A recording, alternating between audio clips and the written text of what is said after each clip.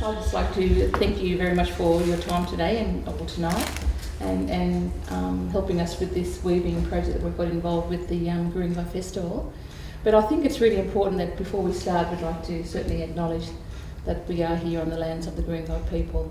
Because I think when we're looking at the Guringai Festival, it was started many years ago, and it certainly has grown. And I want this growth to keep on continuing because we are all learning from the people of this land. And when we looked at the project of weaving bridges, I thought, oh, we can have a yarn about that. And I guess, that's what we've got to do. We have to make sure that the stories of this land are told. And even though we're not descendants of this, the Guringai people, we are living here on country. And our stories are interesting, but also very personal, and they need to be told also. I've grown up on Guringai country my whole life. I was born at Manly North Hospital, so on North Head.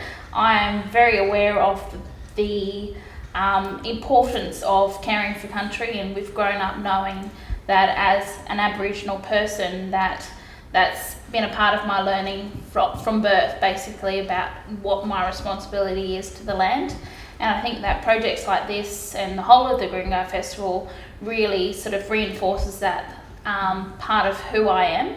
And I think it's always great to do projects that are interesting like this, which bring about conversations, and they're catalysts for conversations, which leads to more understanding, which I think eventually leads us to, be reconciled in the sense that it is purely misunderstandings and stupidity that leads to racism. And I think that the idea of weaving bridges harks back to some of those sort of talks about reconciliation, and hopefully that these projects bring up conversations like that as well. This is a special one which you might recognise, and Lois will tell me the name of this. Gurura. Isabel. And I guess with Gamarada, that's the name of the Aboriginal unit in the tape. But it means friends. Gamarada means friends. Yeah. A lot of the time, when we talk about sharing stories, it is really important to have that sense of respect, and that comes from it being a reciprocal